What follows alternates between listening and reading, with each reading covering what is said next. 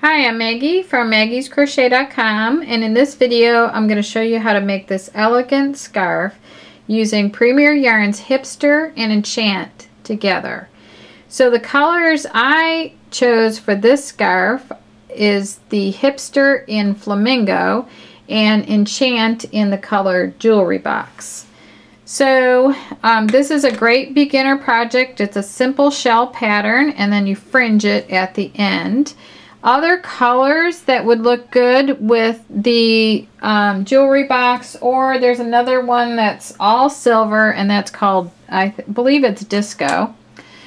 With the silver, I think that this color would look good, which is Peacock, or this color, which is called Veranda. I think either one of those would look great with the silver. So to add some variety here, look how that metallic shows up. I wore this to a dinner party the other night and I had all black on, and then I had this this with it, and it just totally popped out. It looks so nice. And this Hipster yarn is really nice because it's like velvety. It's like chenille, so it's a really nice yarn to work with. So the color combination I thought would look good together is this one called Foliage, and then the gold tones, and this one's called Spun Gold, and then this one is called Grand Bazaar. So those are the two that I want to put together for my sample here in the video. So I've lined up one strand of Hipster next to one strand of Enchant, and I just threw out, I work as if it's one strand of yarn, even though it's two. So I start with a long end on my slip knot, and at this point right here, I make a loop, and then the top strand folds over the back, and it looks kind of like a pretzel there. And then I'm going to draw both strands forward out of that circle, and you'll notice there's a slip side, which is right here, and a knot side, and I'm going to tighten the knot side like that. And then I'm going to pull on the slip side, and you want that rather loose because of the sequins. They can get stuck in your little knot there. It's not a problem once you get past your slip knot. Like in your stitches, it doesn't create a problem. So right there is how loose I want it to be. I could pull a little bit tighter, but it should slide like that. So I'm using a J hook, and in the beginning it says to chain 20.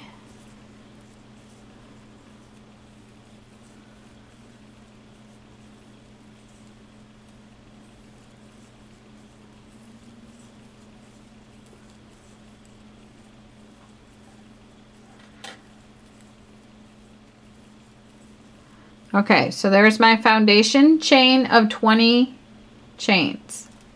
Now it says to single crochet in the second chain from hook. Let me see if I have a little pointer here. Okay, this is my first chain from hook right here, and there is my second chain from hook. And I am just going to go in the top strand of that single crochet, of that chain, and work a single crochet. So I just insert my hook in there, drop a loop, and then finish a single crochet. Now I'm going to yarn over, I'm going to skip 2 chains, and I'm going to work a shell of 5 double crochets into the next chain.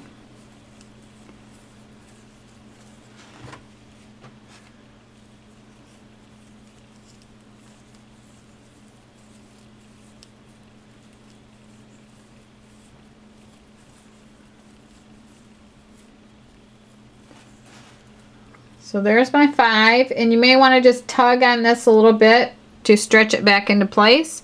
Then you skip these 2 chains and you single crochet in the next chain. And then you skip 2 chains and you shell in the next chain. So each repeat is a multiple of 6 chains that you're using up. There's 4, 5, and there's 6. I need 5. Okay, so there's my shell there. So now I have 2 shells. I'm going to land up with 3 when I'm done. So I'm going to skip these 2 chains and I'm going to work a single crochet in this chain. Then I'm going to skip 2 chains again and work a shell in the next one.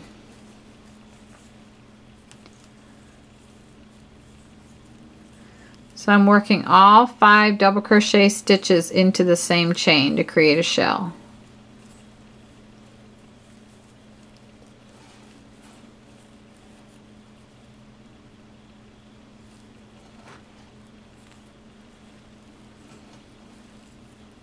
So right there I have 1, 2, 3, 4, 5.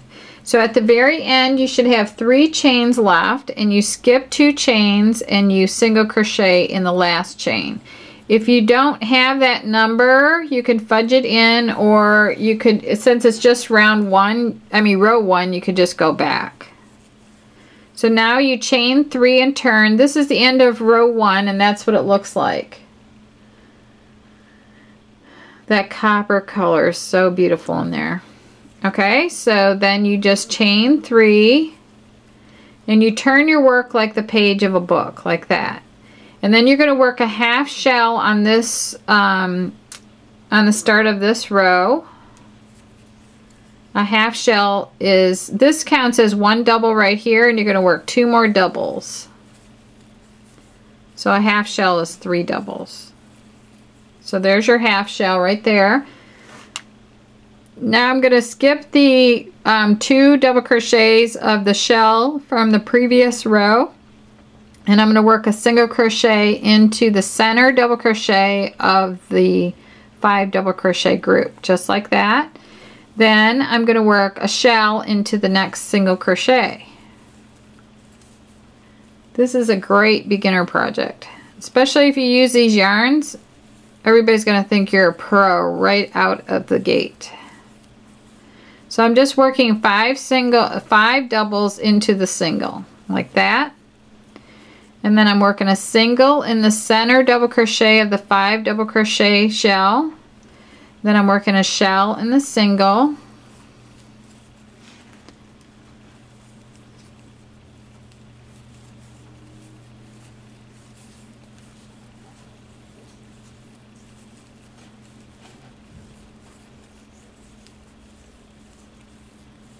Like that.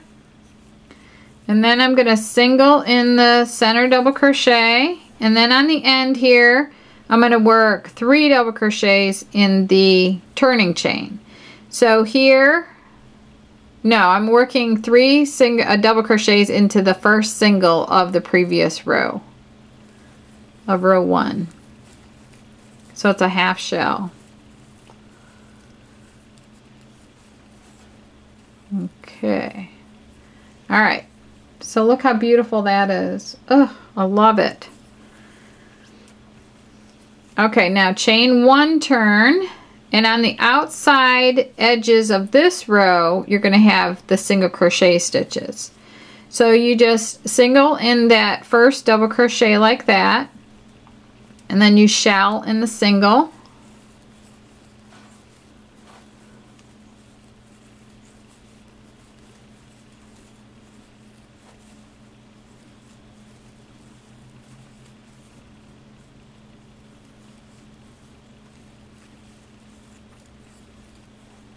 And then you single in the center double crochet of the next shell.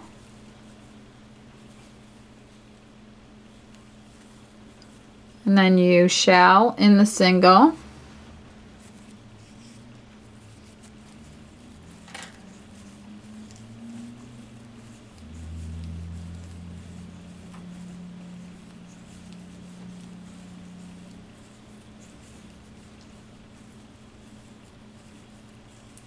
Single in the shell, shell in the single,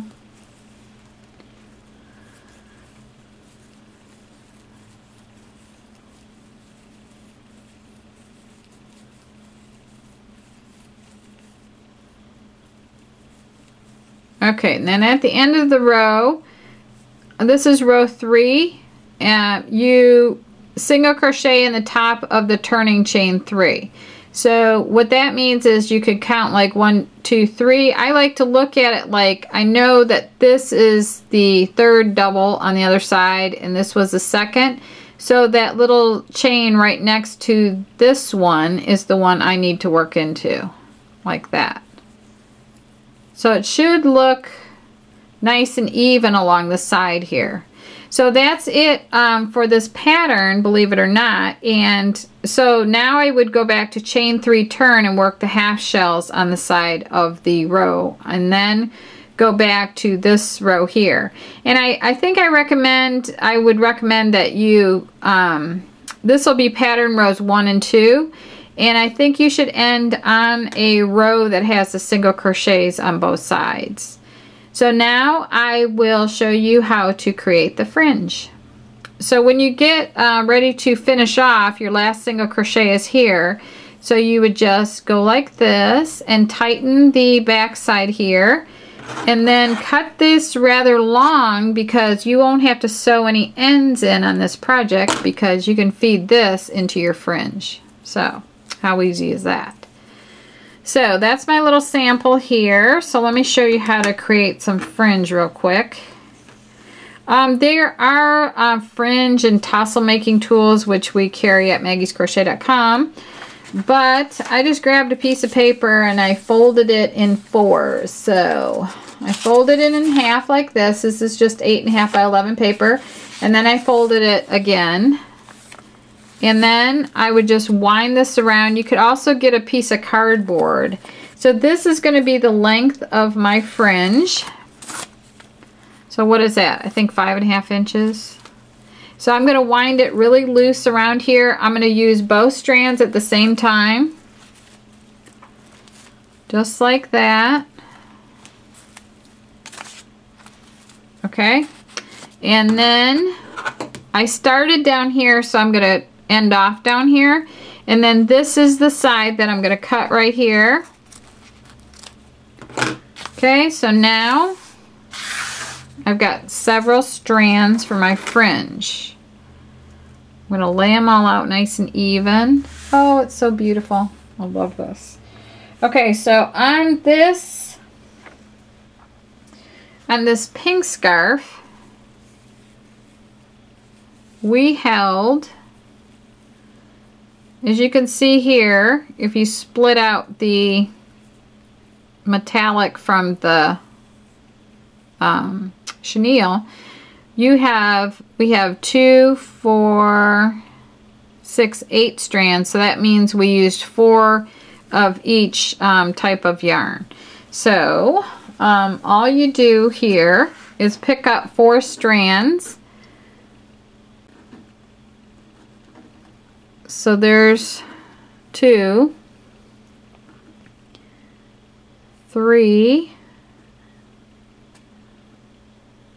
4. So I'm picking it up in sets of 2, like 1 of each type of yarn strand. So now I've got 8 strands, and 4 are the metallic and 4 are the regular yarn. So I'm going to fold these in half, and then I'll go to my scarf like this. This is the starting chain right down here. I'm going to take my crochet hook and I'm going to insert it from the back to the front like this. I can go in the chains, or I can just go in where the single crochet stitches are, or the skip chains are. So it all depends on how full you want your fringe to be. But I hold the folded end over my hook like this, and I'm grabbing a hold of all the strands so that they don't come unfolded.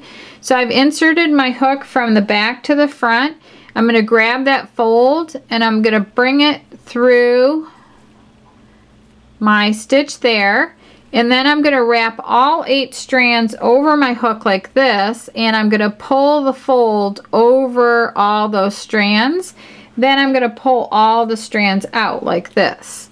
Now, I do have an end here with these 2 strands, and before I tighten my little knot here, I'm just going to reach back into the knot. I'm going to yarn over with those 2 strands and bring that through the little fringe. So now I can just pull this a little snug like that, and that's how I create the fringe. And then in the end, when you get them all done, you just lay them across and then trim the bottoms. So I'll do one more to show you. And this scarf, our sample scarf, you see how it has just 7 fringes across the bottom.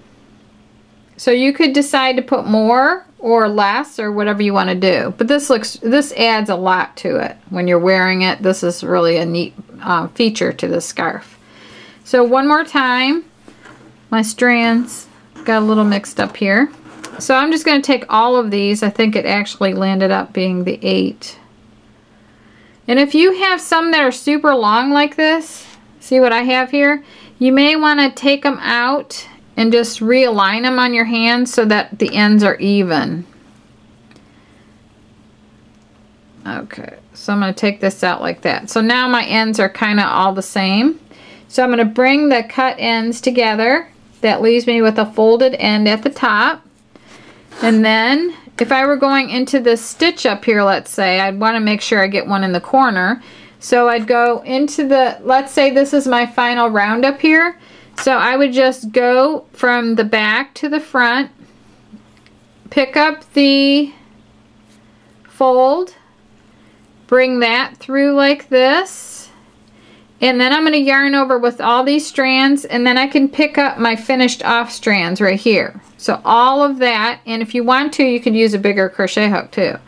So yarn over with all of that, and then just open this loop up so that all of these strands fit through, and then bring it all through like that. So that's that.